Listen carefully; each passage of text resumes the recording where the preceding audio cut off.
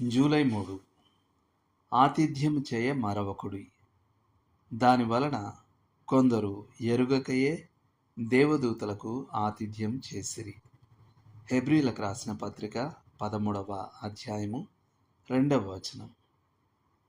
ఆతిథ్యం కేవలం పవిత్రమైన బాధ్యత మాత్రమే కాదు, అన్యులను స్వీకరించుట మరవకూడదు. అది ఆశ్చర్యకరమైన మహిమను వాగ్దానంగా కలిగి ఉంది. అదేమిటంటే, కొందరు తెలియకుండానే దేవదూతలకు ఆతిథ్యం చేసిరి.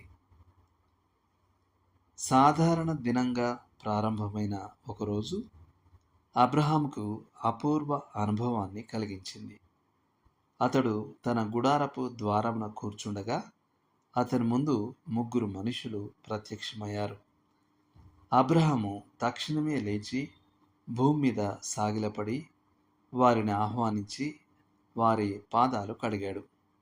వారిని చెట్టు నీడలో విశ్రాంతికై కూర్చోబెట్టి తన మందలోనికి వెళ్ళి మంచి దూడను తీసుకుని వచ్చాడు.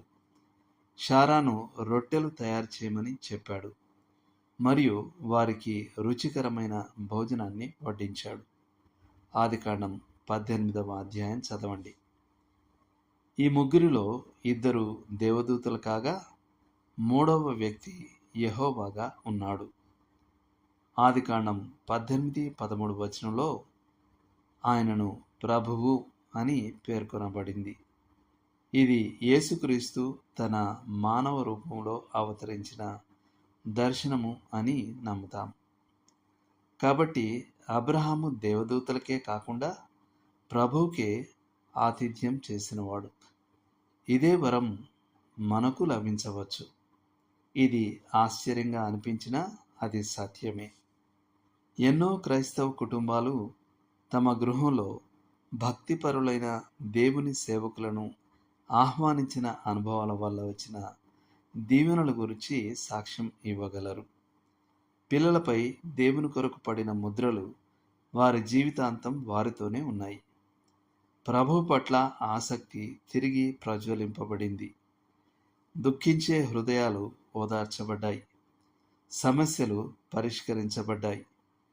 ఈ దూతలకు మనం ఎంతో రుణపడి ఉన్నాం. వారి ఉనికియే ఇంటికి ఆశీర్వాదం. కానీ మనకు దక్కగల గొప్పదైన వరం ఏమిటంటే, ప్రభు అయిన యేసుక్రీస్తునే మన గృహంలో అతిథిగా స్వీకరించుట. ఆయన సెలవిచ్చినట్లు, మిమ్మును చేర్చుకునివాడు నన్ను చేర్చుకొనును, నన్ను చేర్చుకునివాడు నన్ను పంపిన వానిని చేర్చుకొనును. మత్తయి సువార్త 10:40 మరియు 25:40. ఈ వాక్యము మన హృదయంలో బలపడినచో మనము ఈ ఆతిథ్య సేవలో శ్రమించక ఆనందంతో కొనసాగుతాం. సణుగు కొనకుండా ఒకనికి ఒకడు ఆతిథ్యం చేయుడి. పేతురు రాసిన మొదటి పత్రిక 4వ అధ్యాయం 9వ వచనం. మన ప్రభువుకు ఎలా ఆతిథ్యం చేస్తామో అలాగే ప్రతి ఒక్కరికి ఆతిథ్యం చేయాలి. అప్పుడు మన గృహము యేసు ప్రభు ప్రేమతో నివసించుటకు బేతనియాలో ఉన్న మరియ మరియు మార్తా గృహంలా మారుతుంది. దేవుడు మిమ్మును దీవించునుగాక.